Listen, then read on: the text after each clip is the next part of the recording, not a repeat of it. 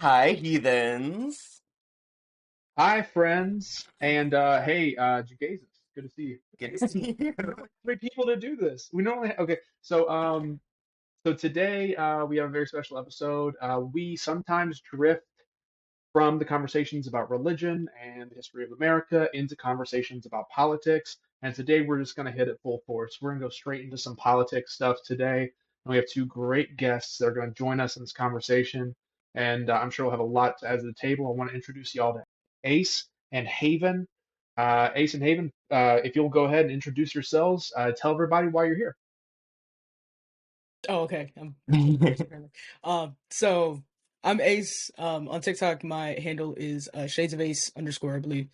I don't even remember my own TikTok handle, but it's fine. So people people ask me like, "Who are you?" Like, introduce yourself. And really, I'm just an IT nerd that downloaded TikTok one day, and I punched a shower curtain, and people were like, "I'm gonna follow you." And now here we are with over 100,000 followers, and now I'm in podcasts, and honestly, it makes my Nice. head spin a little bit. I had no idea that if you told me 2 years ago, like, you're gonna be well known and people are gonna want to like hear you talk, I would have been like, and I'm gonna wake up now because this is clearly a dream. So excited to be here. I like to make people laugh and spread light and educate when I can. So that's pretty much what I am. So yeah, I'm glad to Brad. be here though. This is exciting. Fine.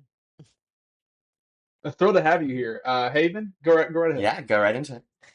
Well, hi everyone. My handle on TikTok is Haven God of Mischief.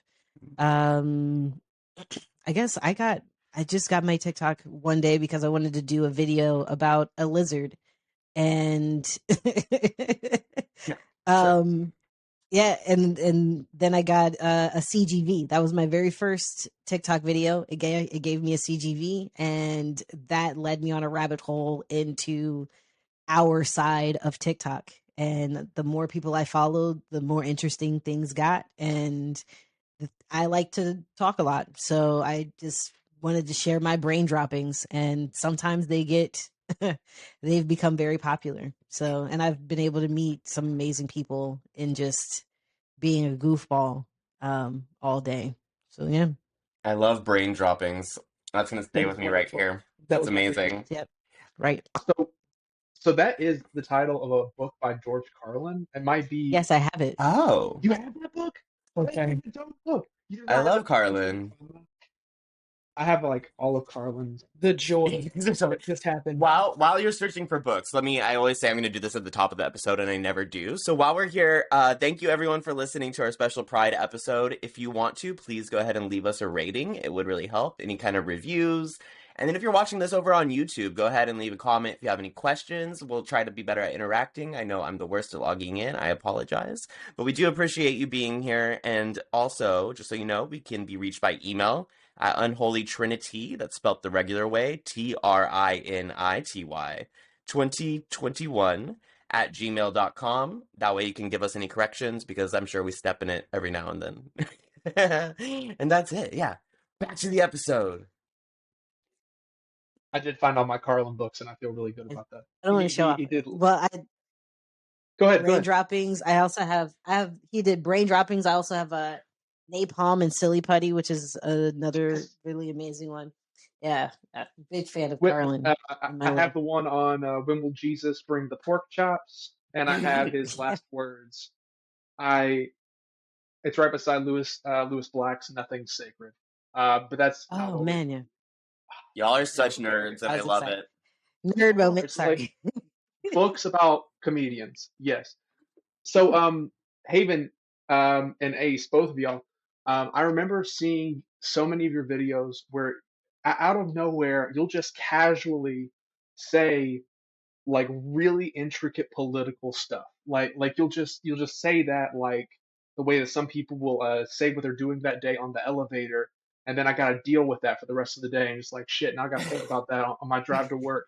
That's some heavy stuff, and it's some impressive stuff, and that's why I thought you were perfect for this episode today because for me when I think about queerness and I think about Pride Month, I think about political revolution Hmm. and I think that anyone who is queer, anyone that has adjacency to queerness and finds themselves not fitting comfortably within the status quo, finds themselves more deeply tied to politics in some kind of way if they lean into who they truly are. Ace, you said something earlier before we recorded that I think really tied what we're here to talk about today. And I think that everyone would be better for hearing that. Would you mind repeating what you said before the show?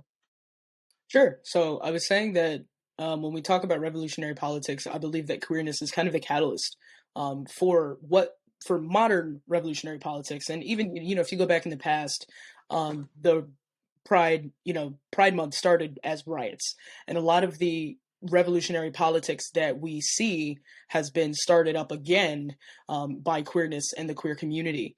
So we're seeing, history happen all over again, and it's kind of starting the same way. And it started with, all of these bills and legislatures that started popping up that was trying to regulate transgender politics. And for me, I started getting in more into politics in 2008 when I was still in high school.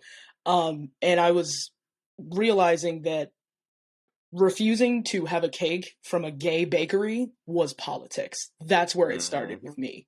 And now we're seeing all of these different minorities that are following suit after queerness who are starting to revolutionize, because we're always the community that is like, we're not doing this anymore. So I think queerness is directly the catalyst for revolutionary politics. I love that. And I also love that you said you got involved in 2008 during high school, because that is a mirror of my story, but it wasn't cakes for me. It was Prop 8 because I live in California. Okay. And I remember Prop 8. Yeah, that was the same year. We had Obama going on. We had Prop 8. It was very revolutionary time to jump in. And I was not legal to vote. I was turning 18 October 28th, the week before voting, and you had to register 2 weeks before to be able to vote. And my birthday missed the cutoff. And so all I asked for my 18th birthday was for my mom to give me her ballot, because she was just going to vote down the line Republican on anything that the church told her to. And I was like, for my birthday, I want you to give me a ballot. And she said yes, until my dad talked her out of it because it's a federal crime. And then she just didn't vote. So that's better than voting for the other side, I guess. Makes sense. Now, for everybody that doesn't know, because I'm sure we have listeners that when they hear Prop 8, nothing pops in their head. What is Prop 8? Prop 8 was a California bill to make gay marriage illegal. They try to be really shady and shifty with it. A vote yes on Prop 8 means that you're taking away rights, and a vote no means that you're going to allow gay marriage. And it was a big deal. It passed. It won. We were not able to get gay married until 2016, whenever it was federally recognized. And so it's just weird because everyone thinks California is super progressive, but they forget we have evangelical issues like everyone else in politics. And Prop 8 also connected to the revelation of how homophobic Chick-fil-A was, because it was the story about them investing all that money into the Prop 8 campaign that revealed all of that. So, very pivotal time. I remember that. It was the first time that I looked around and saw things that, well, it wasn't the first time. It was one of the times that I saw like fast food joints connected to like what I would consider lofty political ideals that could affect people's lives. It was just like the chicken place. It was like that's so weird. The more you think about it, like corporations taking over and making a stand and being like, we are going to involve ourselves in politics, and it's just like, you're a capitalist business. Like, go do things, go innovate, go cook, whatever you're doing. Stay away. They had a whole ass agenda. Like, and for me, the pivotal thing about 2008, because I was always a political person. Like, I was the weird kid in middle school that turned their back on the flag, because this is, for people who don't remember, this is during the time of George W. Bush, and he was our Donald Trump before Donald Trump. Like, everybody was frustrated. Now we miss to the him. point where like teen TV shows used to talk about. They used to. Can we curse on this? Teen TV shows used to shit on George W. Bush, like, and joining the military. It was always a politically charged time. But for me, when it came to queerness, it was just in pop culture. It was like in the opposite way. Instead of me seeing politics and everything, I started seeing entertainment become way more politically charged. Mm. And like the perfect example of that was the L Word, which was like the lesbian queer as folk, right? And the very first season was just about censorship.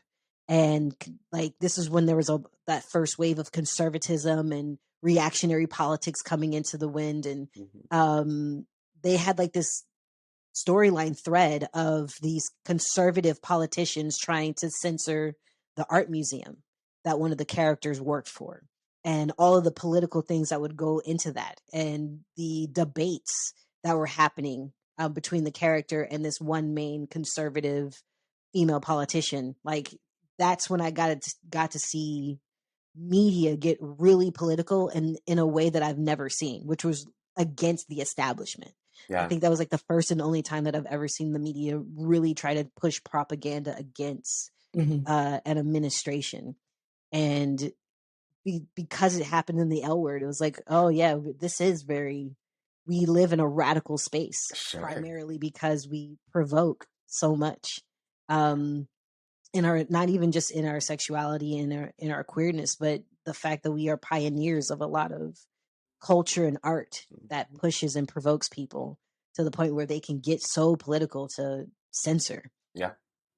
You reminded me of a parallel thing happening at that time when you spoke about media and about censorship, and then I just remembered the formerly known as Dixie Chicks, now the Chicks, making a very public stance against the war and against George W. Bush, and being demolished by the right for it. Everyone burning their CDs, taking them off the radio station, saying you can't listen to their music because they don't support patriotism and nationalism.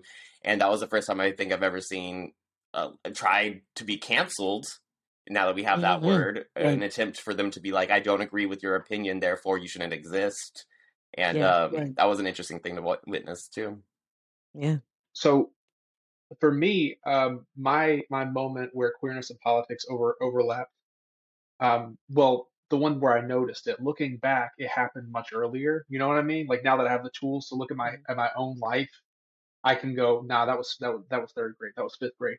But like the moment where I saw it, it happen to me while I saw it happening, was my dad was a pastor in a small town called Elizabethton, Tennessee, which is like a kind of a, if you think East Tennessee is like backwoods, Elizabethton is the backwoods of East Tennessee, and and he had a small church there, and I remember conversations happening around gay church attendees because there were multiple musicians in the church that were grandchildren of members who were gay. And that was the first time I heard a person be talked about as a collection of political talking points. I had never heard a person in a church be talked about as something tied to a national stage as much as I did in that moment of going like, no, they are buying into this big lofty idea called liberalism. They're buying into this big lofty idea, which is the gay agenda. They're buying into this thing, which is the tear down of an American establishment. And I never heard a person talked about as a political talking point, not in that way, you know. Yeah. Like abortion had been talked about, which is, you know, of course deeply tied to politics, and poverty was talked about, but not like Tim. Tim being gay like dude bro is part of this amalgamation of political problems. And I never heard that about a person before until we started talking Yeah. about gay people. Yeah. I feel like identity really... politics has a lot to do with tying into, like you said, grouping people just by their identity of being queer, or prior to that, the civil rights movement, being black, and like just the separation of which political party aligns with that. Like in all reality, both the Republicans and the Democrats can be like, we support gay people, but they made it a divisive issue. So it became very strange. Identity politics has never really recovered from that, I think.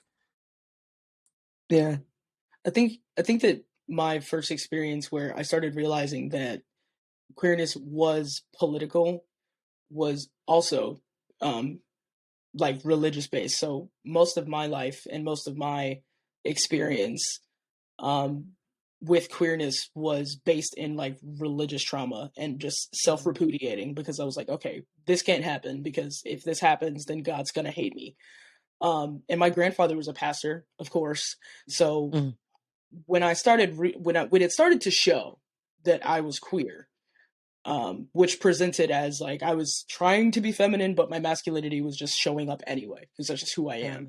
The first time that I started to see that this is politics was my grandfather showed me an article about how there was this study done in the 60s about how this is a mental problem. So I can help you. I can help you because this is a disease, and you can overcome this with enough therapy. That was when I started to realize that this is politics, because I got on the internet and I started seeing, this bill and that bill and conversion therapy, and why this is federally funded in some places, and why some states have special funds just for conversion therapy. That was the first time that I started realizing that just a part of who I was, and I had no idea that there were entire governments that were killing people over it. And it was a really tough thing to have to like understand at the age of like 14 and a half. So, the whole idea of queerness and politics, being intertwined was like sprung on me so harshly. Also, I just want to say, like, side note, one of the first creators on TikTok that I saw that made me feel a lot more comfortable with questioning my religion was in fact Jegaysus. So I'm incredibly happy to be here with Jegaysus as well. That's insane. Because he was one of the first people where I was like, oh my God, he's talking about things that I've always sat in my room and been like, why do we listen to Paul? Because he's insane. It doesn't make any sense. Why do we care? Paul, by the way, yeah. Yeah. Insane. But Andrew's yeah, a Paul lover, so he must be uncomfortable right now to know that I have so much support. Oh, tomatoes. Like the first insult. It's so crazy. I do want to give a shout out. Yeah, he's definitely the first insult. I want to give a shout out to President Biden this week for making an executive order that bans conversion therapy. We need to make it a law, because obviously they can be undone if it's an executive order. But for right now, conversion therapy is off the table, thank God. And that's amazing, because if I had to go do that, I have no idea where I would have. I did. It was so glad fun. I didn't have to. Right. Oh, like, yeah. Crazy. Fucking terrible. It's nuts. So there was this boy. I was in 5th grade. His name was Thomas. I thought he was pretty the way a girl was. And like and it was one of those moments where like I didn't have the words at the time, but I remember the thought was, he's pretty, the way a girl is. And I had this friend named John who told the rest of the football team, like right when you start to be allowed to wear pads in like 5th grade or 6th grade. So it was like tryouts, and everybody showed up, including Thomas, who's this tiny, tiny little dude. And John said, "Oh, I saw a bra in Thomas's bag," and made like this whole thing, like made it up and just like joking and just like being an asshole about it. Right? He was one of my best friends, and that was the first time I saw somebody be talked about as being wrong, as being a problem, as being worth being made fun of for an effeminate trait. That wasn't even true. That wasn't even true. And Thomas did end up being gay and did go to conversion therapy. And I got to watch this. We love you, Thomas. I watched this very effeminate young guy go through everything that perhaps I would have gone through if I would have been if I did not pass as much masculine. Because he was feminine, people guessed. And they were right.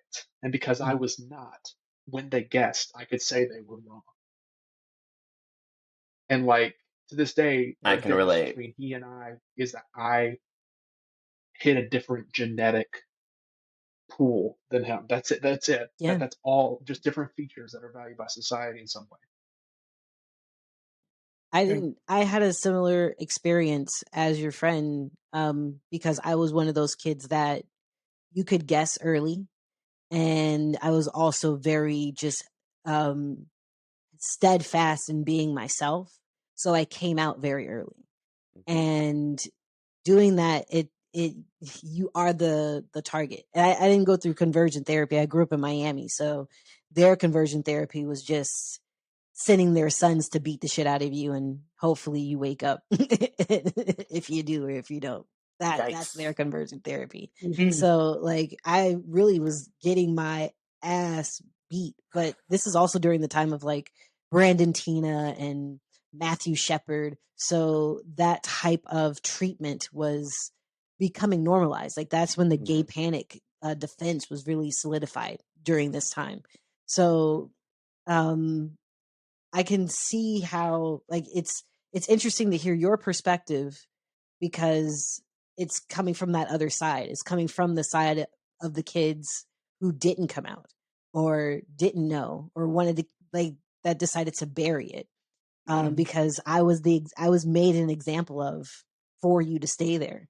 And it's so fascinating how this society and system forces us to play against each other, because on one end I'm that abused side is the example, and then there's fear and maybe survivor's remorse that comes with that, and then on the flip side, the person that's abused, it's there's trauma and a little bit of resentment because it's like, man, you got to be safe a little bit longer, and those are resonating feelings that we didn't purposely cause amongst ourselves. It's like the world and the political climate of things is what pushed us into those spaces. Can I camp there for a hot second, because this is a tension that I think deserves to be sat in, because it's interesting because like I to this day, like I am more comfortable with my queerness than other people my age in some cases, not in all cases, but in some cases, and I watched them say to me probably a very similar thing that you felt with what I just said, which is like, well, if you come out more, like if you talk about it in this space, because you always keep coming out, right? If you talk about it in this space, Mm-hmm. I'll be forced to deal with it. And I've had people say that to me, and it's Mm-hmm. and it feels like something I can't call for unity around, because we can't unify over that, because you cannot swallow your trauma just because I didn't go through that. That is not right for me to ask, right? Right. And I'm wondering why, maybe that's why there's so much tension in so many queer spaces, because like we dealing with the self-deprecation and dealing with the experience of other people Mm-hmm. that got to pass more or got to be less visible, right? I I Mm-hmm. don't even know where I'm going with that, but Yeah. I just think like that's a And tension. biphobia. I think biphobia plays into that as well, biphobia as well, because and that's why not just I'm be straight, sorry. y'all? Yeah. Sorry, go Yeah, ahead. but that's also it. Also, is that chasm intergenerationally? I think Yeah. more so intergenerationally, because you have the older queers who they're battle worn. A Yeah. lot of them are, especially the Gen Xers. They were the ones that had it even worse and were watching their older siblings or their parents die around them. Like they had the strongest exposure to this. And then you have Gen Z who will come up and say, well, you shouldn't say this and this word. Nope, we're taking this word out of the lexicon. No, you can't do this. Like that tension of being like, well, what the fuck? We Right. died for you. Like, who are you to tell me? And the Gen Z are like, well, we are trying to maintain this for all of us. And we're trying to make it better and not just, you know, put our loins down. Like that tension is there intergenerational and like with biphobia as well, because it's like you get to be out and safe unless you don't want to be. Mm. I think that when we talk about this conversation, I think Haven said something, and Haven and I have actually met in person, and we've had this tiny little piece of a conversation. We were all sitting at lunch, and we had this moment where we were like, "Oh, you went through that too. Maybe that's a masculine thing."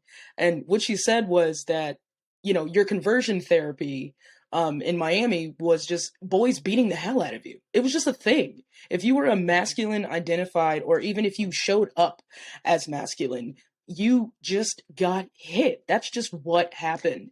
And I'm really going to make a video about this because I feel like that's something that should be talked about. But even in this tension that we're sitting in right now, even I have a different experience because for most of my life, it was like they were trying to lock me in a box of femininity. Like I'm talking, I would sit down and someone would be like, you need to cross your legs. You're not sitting like a lady. Or, like my mom would be like, oh, it's time to go to Gary. Every week, my mom would make me go get Shirley Temple curls. And I would be on the verge of tears because of just like, it just didn't feel like it was me. Yeah. And I had a duality of an experience because I know for a fact that younger me would be so excited to see that I look like this right now.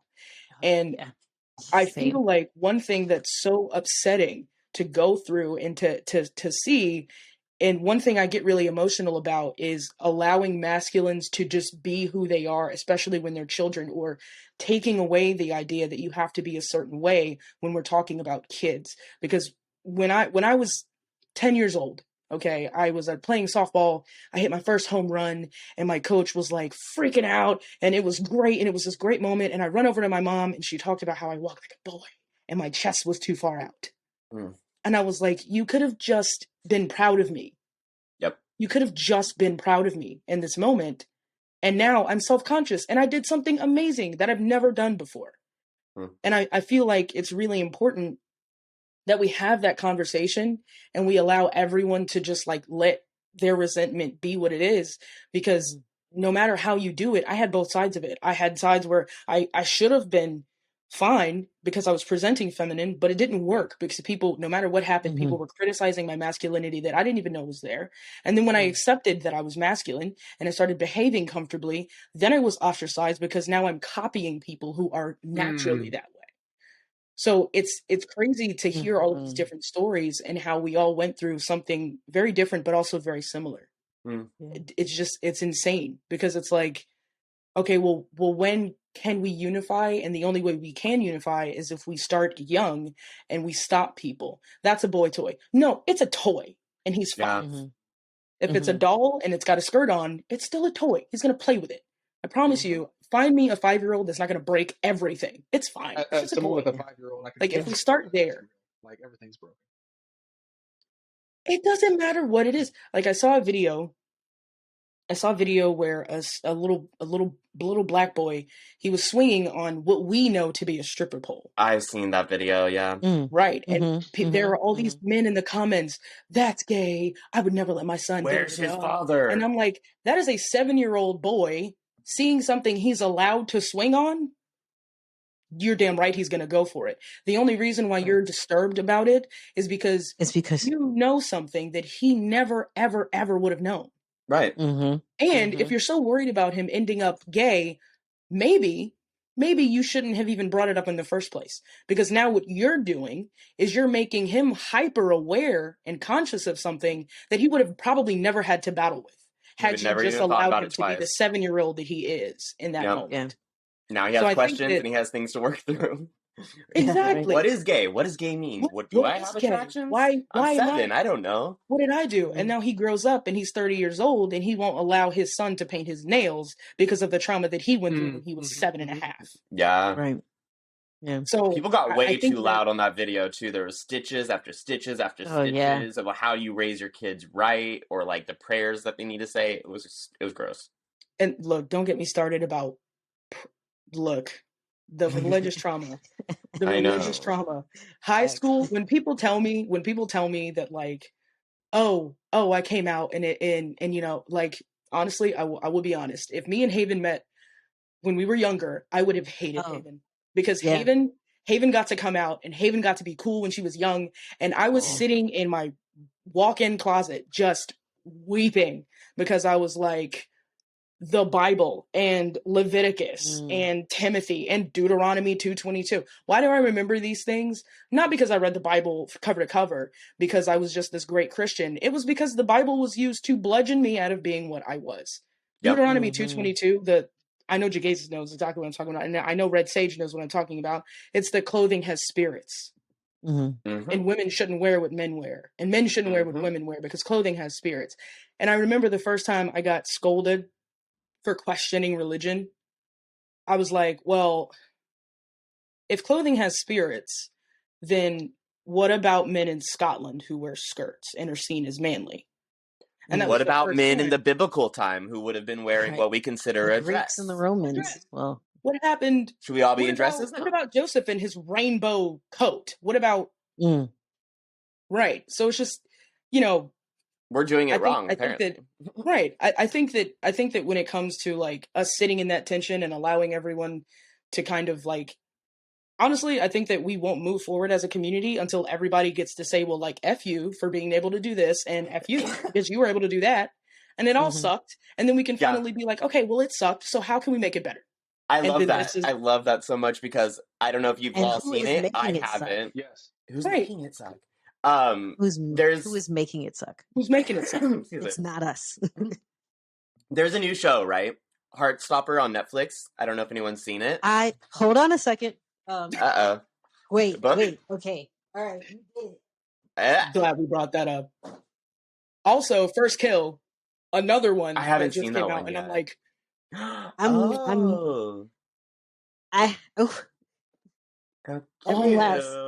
my god! I am such a fan of that show. I've been reading this for like the past year. Here's the thing: I refuse to watch it, and it's because I am bitter. And I see all these kids on TikTok being like, Heartstopper's so cute. Like, they're not focused on the persecution or the trauma or feeling guilt. They're just, like, letting them be in a relationship. And I'm like, I can't do that. I cannot sit myself through and watch it because all I have is that resentment of being like, well, fuck you for being able to be yourself and find love in high school. Like, what the shit is that?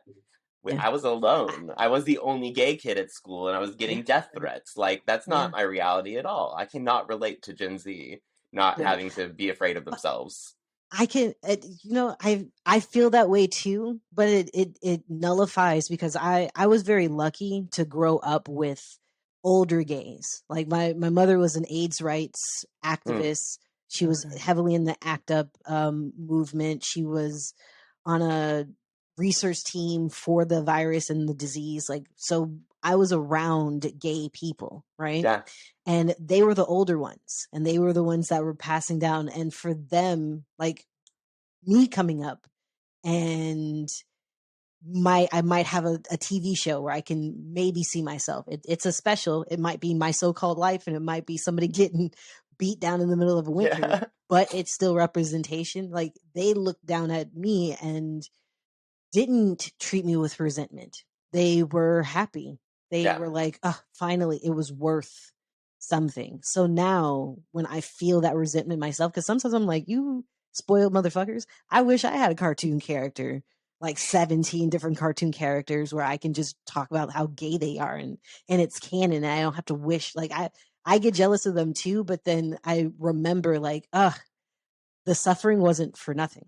Like, all right. Like I smile sometimes when I talk about that kind of trauma that I've gone through, because it's like, it happened and it's terrible and it's very traumatic and I'm going to therapy. But when I go on Netflix, I know that like my nieces, if ever, they are queer, they have something that they can just have, and they don't have to beg for it, and they don't have to feel like they're ignored. Like, and that makes me happy. I'm like, okay, well, fuck it. At least they got it. And I can agree with that. Like, I'll support that. Okay, I'll try to reframe it like that. I still don't think I'll watch it because I'm single and I'm more bitter about that than I am about the trauma. Because I'll just be like, read it first. I have a boyfriend. Read it first. It's really. Haven, you said something a second ago that I think we could camp back in for a second. It was and who is causing this? And so y'all have maybe seen it or not, but I'm a community organizer, and one of the things we talk about a lot is self-interest. What connects someone to the movement? And what I think all of us just did, I think it's really interesting, is we all talked about how our various queerness, gayness, and experience with gender and sexuality connects us to seeing how politics affects us in an intimate way and affects those around us. And our stories are so incredibly different. And I think when I've watched other like queer people communicate, and it turns into like either persecution Olympics or um, we cannot relate because you did not go through what I went through. And what I love about what we just did is we all gave our stories in a way that makes it obvious we're connected to a cause that requires the change of the system for a lot of different reasons. And I think that ties into how I mean, Jegaysus, you actively and intentionally keep fairly neutral on exactly how you label your politics on TikTok. I don't know if you want to do that on here or not. I would consider myself most certainly very leftist. And Oh, there we go. yeah, I'm a leftist. And very, very much in the anarcho-communist space is how I would consider myself operating. And I know that the two of you probably find yourselves similar. How would you label your connection to politics?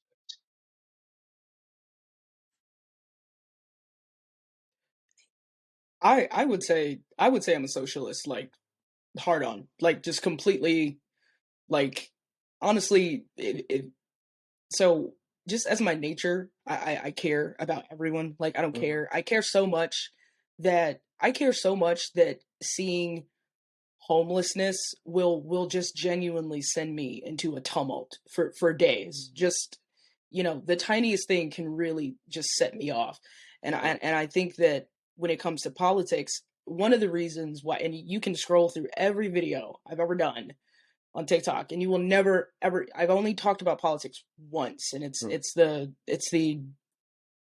anti-abortion thing. That's the only time that I got angry and I spoke about politics. But the reason why I usually don't is because I believe so far away from what I'm seeing in the world, and it's difficult to even talk about it because I had one conversation at work once where a guy talked about how capitalism is the best way to run a government. And I remember just feeling like my body was on fire.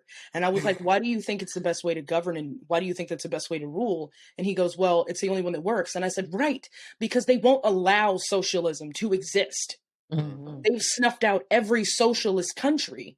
They have burned every socialist country to the ground because they know that if people started looking at socialism and seeing that they don't need to pay to drink water, they don't need to pay to go to a doctor, they don't need to pay to, you don't have to work a 9 to 5 5-day work week. People didn't realize that the 5-day work week is not worldwide. Every country doesn't do that.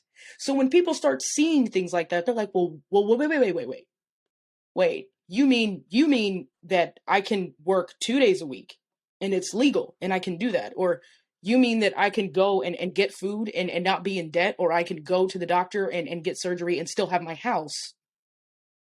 It's funny because when it comes to politics, I don't even think that people realize that they're pitting us against each other to make sure that we don't unify. Exactly.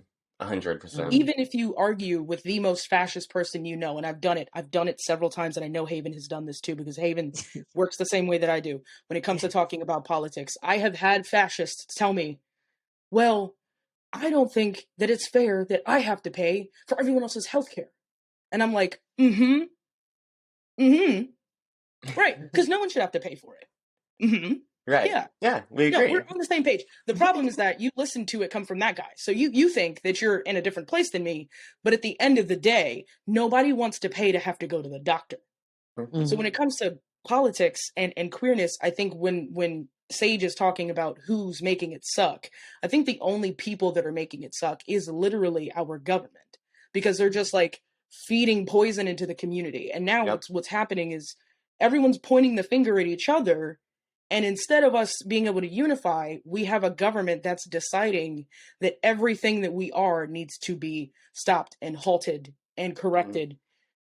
Who's making it suck? And it's like, well, they are. And that's why we're having this crazy time where like Gen Z is deciding that like, okay, well, fuck Trump, and I'm gonna buy tickets to your rally, and I'm not gonna go, so that you don't have a fucking rally and no one shows up.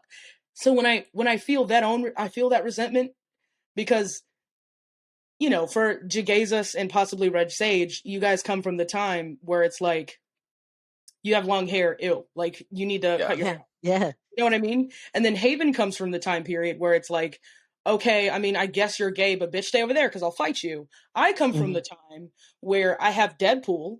You know, I grew up with Deadpool, and he's canonically pansexual. So there was a little bit of representation, but now we're all dealing with this new generation, and they're like, I don't have a gender. I don't need that. We don't need. And we're like, okay, hang on. Hang on, I fought it. I fought just to have a gender, and you're telling me you don't have them anymore. Hang on here.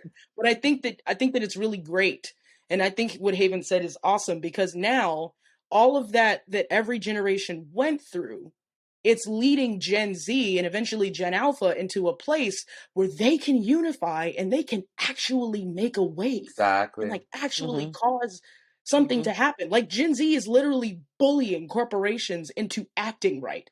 Did anyone see what happened with Juneteenth and Walmart and what Gen Z did? Are you kidding me? Walmart was like, to fuck with. Walmart was like, let's do this thing. And Gen Z was like, I bet you fucking won't. A week later, Walmart was like, we're sorry. Never we're mind. sorry. What was that?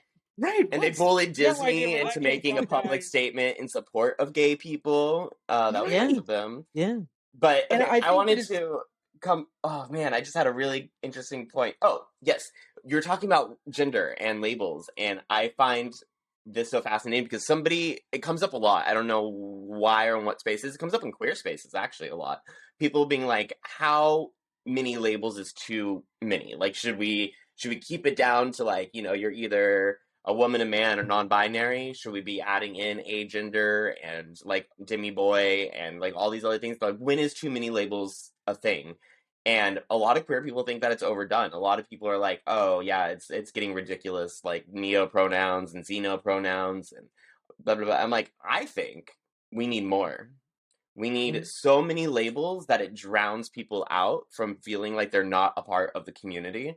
I think the more and more we expand, everyone will realize that they are queer somewhere under the umbrella. Nobody feels 100% of X. All at once. Exactly. Yeah. And so once all the straight people also have a label that they can identify with that makes them queer, we are united, and there is no more. How are you going to be phobic if everyone is that just right queer? there? That reminds me of this You can't. video that I saw of this United dad at his first Pride event, and someone's interviewing him and says, "How many genders are there?" And he goes, "I don't know. I just got here." And I love that answer. It's just like, because like that's how I approach it. It's like I can't guess. Everything that I was taught by the structured world that tells me that people are one way or another is bullshit. This person identifies as a Cadillac, and I'm down with it. Let's make this happen. And just like whatever. And like I did meet one person. Right. Go ahead. Oh, I was just going to say that it dilutes it to the point where it would be akin to just asking how many eye colors are at this. It's like, I don't fucking know, bro. Like, how many genotypes and phenotypes can be expressed in DNA? I don't know, man. Because how many mitochondria are here? Right, know, bro. Right. There's a lot. There's just a lot. When you bring it in, when you loop it into politics, what I love about what's happening is that we're getting so gay that they don't know what to do anymore. Because okay, like hear my favorite thing. This is my favorite thing that's happened in 2022. I realized that women are just accepting the fact that many of them are probably just not totally straight. Like there are a lot of women who are like, I'm straight, but if this one girl, but if Ruby Rose. And then now there's this thing happening where the Supreme Court was like, we're banning abortion, and women were like, let's fucking go. I don't have to fuck men anymore. Fucking ban it. Let's go. You're gonna ban abortion? You're banning sex, bitch. That's what you're doing. You're banning sex right now. And it's a thing.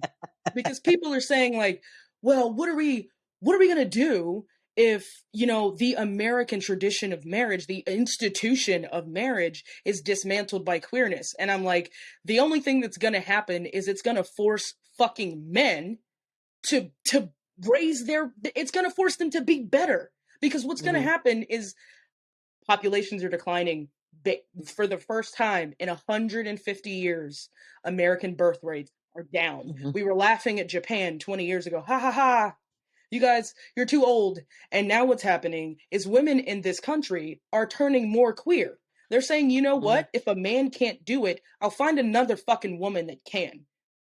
Let me Or find just a being big, by strong, themselves big and them. just being an Yeah. independent Big, woman strong, because big it's not them. worth She the can do it. freaking yeah. Right. And I think what's It's a big crazy is strong. now we're seeing all of this legislation happen because they're realizing they're losing the control that they had the 50s, Yep. the 60s, the 70s, the Mhm. 80s, the 90s. Mhm. Unfortunately, what's happening is they're going to try to tighten the grip, and Mhm. what they don't realize is they're tightening something that is it's already unraveling. You're Mhm. not it's the legislation that you're passing, it's only going to make things unravel faster. You're Yeah. not fixing the problem. Right. You could pass a legislation right now that I mean, and they probably will at some point. They're going to overturn gay marriage, and I'm like, Mhm. okay, you overturn gay marriage. Do you think that gay people are going to stop like marrying each other? Yeah. Do you think we're going to stop? You can ban abortion. You think that that's going to We've fix never the stopped. problem? It's never Never worked. No. stopped. Mm-mm. And again, all of this is starting because now they're seeing too many gay people. We're seeing Yep. too much queerness. Yeah. I love the idea that people are throwing And up they about want color. little worker babies. Right. The We can't means have of a middle production class is if they're fed all by human individuals. labor. If they're all individuals, we can't have a Yeah, they working wrote- class if they're all accepting how different they are. This is gonna Yeah. be so heated so fast. People don't I want to show up think- and work at McDonald's. They actually want to be treated right. What? Okay, so Yeah. like everybody Get and it, their get it. mom needs to start reading bell hooks again, and how all the structures that uplift toxic masculinity are fucking dying so fucking fast. Mhm. Like the patriarchy, the Mhm. imperial structure, the capitalist structure, and white supremacy are all having a fucking field day in the elders' house because they only got like a couple of years left before their clock gets permanently clocked out. And just like we are lowering the age at which people are allowed Mhm. to work nationally to try and reduce child labor laws and make it so like these people that got like a learner's permit have to ask mom to take off work to get them to Chick-fil-A are not going to be working there, and so that we can keep wages low, and that system is going to Mhm. die faster Mhm. because we're not having enough babies. Now the age of like worker bees is shorter, and so they get. I love this. I the amount of them. While simultaneously living is getting more expensive. Right. So even those worker bees are like, I don't want to fucking do this shit. I'm not trying to have a kid. I only get paid 37 cents a day. I'm not doing this. And I Right. gotta feed a baby. I can barely eat my goddamn self. So Right. you know what? It's almost like by design. The system Yep. is cannibalizing itself. Yes. And Late just stage like capitalism. That's what it it's a is. quick Late stage race to the capitalism. bottom. And I think what's even more beautiful to watch is you're starting to see the resurgence of queerness you're starting to just see queerness resurface as its true nature, which is to bring balance. Which is why I believe that queerness actually is the real catalyst for what we're talking, this topic. The reason why I said that is because the greatest genocide that happened, the worst thing that could have happened to queer people is our ancestors being wiped out. They did that by design. They did it on purpose. Because in almost every other country, except for this one, there was a third gender. There was a group of people who were all the things. And naturally, what we did was restore balance to a system that was designed to not be equal. Because there is masculine, there is feminine. And until you can bring them together in harmony, you will never have balance, true balance. And I think that queerness is literally going to topple everything that we know of because we're literally restoring the balance that was lost for so many years. And this is why we're starting to see men who are like, I'll fucking paint my nails. Yeah. Sure, I'll wear a dress. This is why we're seeing people fangirl over Harry Styles. This is why trans violence is skyrocketing because we're starting to see it's like people don't understand that we're not here to make you comfortable. We're here to make things better. We're literally here to restore balance that was gone for half a century at that. I love that. And I think that until capitalism dies, until the boomers are gone, which is hopefully like 10 more years, like, until all of them are gone and all of them are checked out, we're gonna have this battle's going to get worse. And remember, we're in the age of Aquarius, and Aquarius is the embodiment of both masculine and feminine. All that it knows how to do is bring those two into balance. And this is why we're seeing so much blending of masculine and feminine. This is why we're seeing the changing of roles. This is why we're seeing women become naturally more masculine and men naturally come more feminine. And people are like, what's going on? And I'm like, oh no, balance is happening. Yeah. No, the score is evening. The playing field is becoming level now. Because this is what's fixing things. One of the things that I think that from what you said about balance being restored, what we're seeing in this balance is we're also seeing like new generation alt-right coming alongside on like this, but in a different way, because we used to talk about alt-right people as the fringe, and now they're watching people be front and center that are just like them. And so the younger generation is being loud, either for being very queer or being alt-right. And that seems to be the division right now, which is a fascinating parallel to what we saw in like the Clinton administration when when Clinton was running, we saw being a good Christian being associated with a good American having an uprising, and that being very anti-gay. And we're seeing like the fundamental opposite, like a complete topsy-turvy of that right now. And the reason I want to mention that is because if this alt-right group that is forming up, they were seeing an uptick of younger alt-right people while boomers and older are starting to die off. If we don't unify now, find a way to unify around our differences, not with the alt-right, I don't mishear me, but like the rest of us, right? The rest of us, like us in this room, there was a time when like our different experiences of queerness were enough to make us not unify.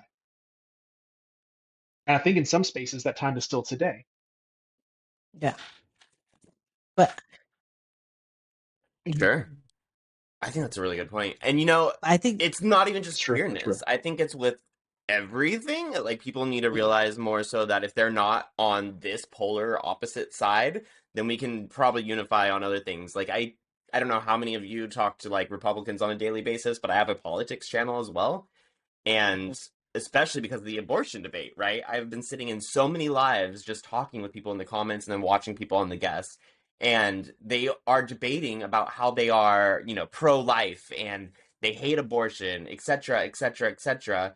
And then they'll turn around and say, like, I'm 1,000% pro-life. And people are like, how does it affect you? Like, if somebody else gets an abortion, how does it affect you? They're like, oh, well, their life doesn't affect me at all. I just wouldn't get one. And they're like, okay, so you wouldn't get one. That means you're against abortion. But does that affect anyone else's rights? And they're like, well, no. I mean, I guess they can do whatever they do, but I don't like abortion. They're like, okay, that's pro-choice. You're literally pro-choice and you don't realize it.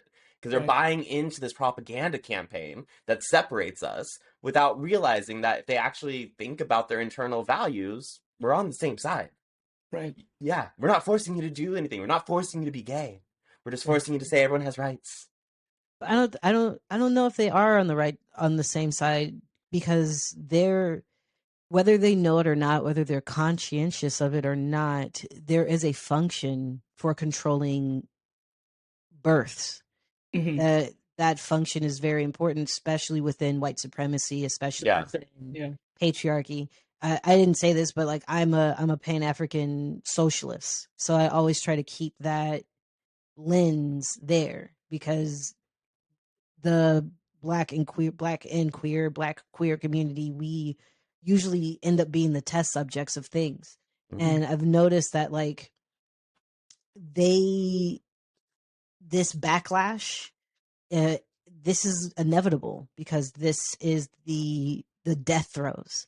So it's like, just like a tiger, when it's at its end of its life or it feels threatened, it will lash out the fiercest, right? This is the same thing. And when these people say that they're pro-life because they just don't want to do it or something like that, they don't realize that they're functioning under this idea that we need to control women's bodies. We need to make sure that women don't have the right to do things, because if we can control women's bodies, we can control how we can, divvy up property. We can control population. Like, these are the things that they're playing into. So I don't see how their idea of like, oh, well, I kind of feel like choice as well. It doesn't match as us. We have a fundamental disagreement, which is that, True. women And should have a right over their own bodies, period, Yeah. regardless of your agenda. Right. I want to add on to what Haven was saying, because being a black person who is also queer, Haven and I, we both know exactly what happened, like in the black community and in every other community. There were two very different things that happened when abortion got banned. Mhm. What happened was, for the first time, white women were the ones who were in danger. Mhm. Because let me tell you something. They don't want black babies. They don't want black babies. If anything, if they could stop all black babies, They would good absolutely. to go. They don't want black babies. This abortion True. ban wasn't for anyone of color, but especially not for black women. So what I got to do as a black, also socialist, what I got to do was sit back and laugh. I was like, this is great. This is great to watch, because it has nothing to do with us. This is everything to do with you. And this is why white women were like, we gotta march and we gotta unify and we gotta do this and we gotta do that. And I'm like, Wow, that's crazy. you're the only babies Y'all that got a lot to do. Y'all have a lot to do. for the first That sucks. good hey, girl boss, you got a girl. There you are, the ones that are. So when she said, like, I don't know if we're on the same side, no, fundamentally we are not. Right. Because what's happening here is that you can always reach a point of congruence if you are wise enough. Mhm. And I think that's what, and I love Jegaysus, and I think what's happening is that he's embodying that of Jesus. He's embodying that of Jesus, which is, how can I get all of us to unify? How can I educate all of us so that we can all at least see the same thing? But the reality is that no matter how much we say, like, oh, well, we can both see eye to eye here, what's happening is that we are staring in a very opposing set of eyes. Yeah. We're just looking at two very, very different things. And Yeah. unfortunately, what we need to focus on is getting the rest of us unified. But unfortunately, what they are going to do is what fascism is designed to do, which is implode upon itself. Because Yeah. fascism can only exist in opposition to something. And eventually, once it has nothing left to oppose, it will attack and cannibalize itself and fall. Mhm. Yeah. So Just like when you say we are looking at very opposing eyes, it's because, like, on their end, their attachment is to ensure that we don't exist. We Yeah. have to be erased. Whereas on the flip side, their ideology is the thing that needs to die. Their ideology is the thing that needs to go away. They can still be here. And so, that opposing shit is Haven, you barred, just is what said I'm saying. something that I think we have a lot of white listeners that what you just said would fly right over their head if we didn't camp there for a hot second. Because what you just said is that we, being black people, Mhm. black women, black queers, uh, are supposed to no longer exist while they are fighting a battle of habit where their ideologies no longer need to exist. So it sounds like it's a threat to your life uh, versus other people's ideologies, when a lot of Mhm. white people are trained and programmed Yeah. to think that ideologies are the things that change things. But ideologies are not my life. Or Like their my life. my thoughts are not my Yeah. life. My blood is my life. My community is my life. So can you camp there for a second?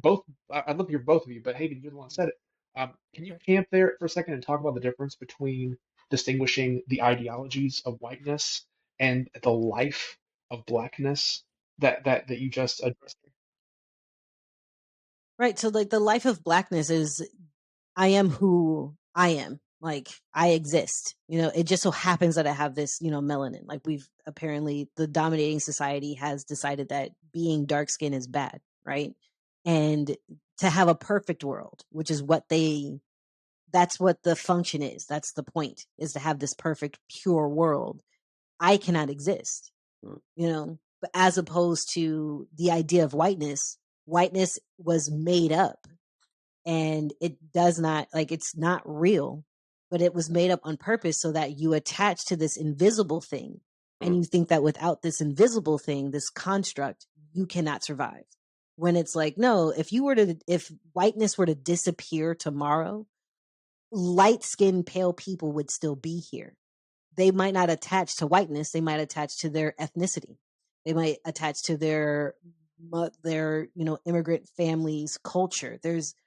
There is more to what makes white people, than their whiteness. Yeah. And in order for us to survive, like, if we were to fight back, we're fighting against white supremacy, right? Yeah. We're fighting against patriarchy. If we were to fight back, that's not eradicating all light-skinned people. That's not eradicating all men. It's not going to eradicate all straight people. Like, when we're fighting back against these isms and issies, we are, attacking the ideology. When they are fighting against us, it's like, no, you cannot exist. Like, in order for my thoughts to feel safe, you can't be here, because you're going to remind me that maybe my shit doesn't make any sense. Maybe my shit is fake. Maybe my shit is unreal, because unfortunately, it is people of color and people outside of whiteness or outside of that dominant culture that have to say, hey, like, I don't know if you motherfuckers notice this, but, like, that's not, whatever they're telling you, that's not real. You know what I'm saying? Like, whiteness, okay, I get it, but also, like, you want to appropriate our culture, you want to steal our language, but if you guys just reconnected to your own shit, like, let go of whiteness and reconnect to your own shit, you'd realize that you have your own language. You'd realize that you have your own culture and music and food. And it's not all, like, there is diversity even within you, but you just have to let that go. And you still get to be here. The only thing that disappears is this monolithic tool called whiteness. And that's the difference. I love that. That was so well explained. I think that when it comes to any political anything, and even just sometimes everyday life, Black people are in a very specific, very unique position where we're not, every day we are fighting against some form of supremacy that opposes everything that we are. It doesn't matter who you are. If you are not Black, if you are outside of the Black African diaspora, you are benefiting from something that is directly designed to keep us down. And I think that when we look at just whiteness as a whole versus, the life of being Black and the livelihood of being Black, what happens is we're fighting against an ideology. And I think, to build off of what Haven was talking about, we're fighting against something that a group of people needs, because without that ideology, they don't have an identity. So unfortunately, when you look at, this is why we have an issue with this is why Black people are gatekeeping everything. This is why all communities of color are beginning to gatekeep all that we are. Because when whiteness infiltrates these safe spaces that we have, it's like they don't realize that they're not partaking in culture. They're trying to shed the culture, that they are. And they're trying to consume something else in hopes that it will erase the blood that is on their hands, because they are constantly going to benefit from something that is designed to hurt everyone else. And I think that when you're fighting this battle against whiteness and white supremacy, I unfortunately, and this is a bit cynical, I don't believe that any culture outside of whiteness will succeed. I think the only thing that can defeat white supremacy is white people. Whiteness. White people, whiteness has to fight against white supremacy. It's the only thing that's going to work, because the world is designed to make sure that we have no power. The world is designed to make sure we can do nothing. And Haven made a video about this. If white people don't think that they are going to have to die, they're going to have to die. They're going to have to suffer. They're going to have to sacrifice and bleed and be in the same position that those who were killed off to build this world. They're going to have to take that place in history. Otherwise, the world is going to continue to fall apart until there's nothing left. there's something right Because there that whiteness is just I here to think really consume. ties into ex-Christian and Yep. currently like still Christian or progressive Christian spaces, because if there is one people group that has been trained up to prepare to die for their cause, Yeah. it's Christian youth. Like in response to the gun crisis, we did not see an abandonment of the Second Amendment. We saw a revitalization of martyrdom language under school shootings. There's Yeah. one group of people that has been prepared, Yeah. Yeah. for white people specifically, that's been prepared to hear, if it matters, it's worth dying for. Are you prepared? It's white ex-Christians and progressive Christians. You just listened to something though. You said that white supremacy can be defeated by whiteness. My concern for other white people is they don't know how to talk about white supremacy unless they're looking at like people of color's experiences.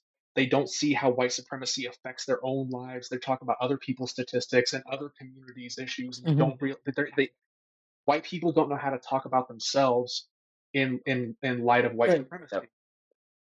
And that's why you see so many like white creators reading statistics of other people groups' deaths, because they don't know how to talk about their own lives. They don't even talk about their own community because they have no community. They've been Right. told to be complete individuals.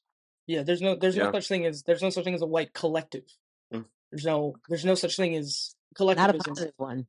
Yeah. That's going to be helpful. There's a couple groups out Right, there, but it matters. There's no such thing as a white collective that's going to get anything positive Yeah. done. Right. And what is also very interesting, and I don't know if anyone's a Bo Burnham fan, but I've always been a huge Bo Burnham fan, and he talked about in his most recent comedy special the myopic lens of whiteness and how they use that for self-actualization. And unfortunately, because there's no collective with whiteness, because whiteness is only built in individuality and to conquer and to consume, they don't have the ability to look at their own community. Because if you think about it, like if you think about like the Matrix, we're all laying down on some table and we're all loaded into, if we were to unplug all white people at the same time, they would look at each other and be like, what is this? Who are you?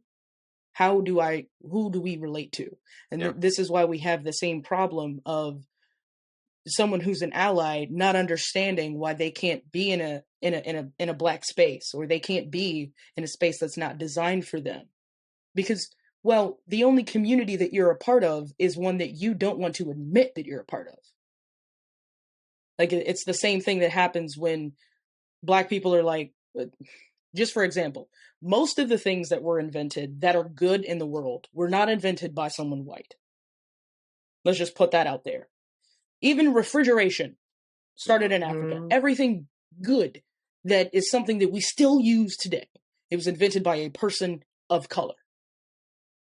One of the problems that we have now is that whiteness is not able to look at the only thing they've contributed, which is colonization. That's the only thing they've done historically. It's the only. In fact, they did it so much that there's a serial killer gene that you can actually go and research that is genetic in whiteness. It's the reason why black people are dying in the streets at the hands of police, because those are the descendants of those who went out and colonized and conquered and killed and raped and pillaged.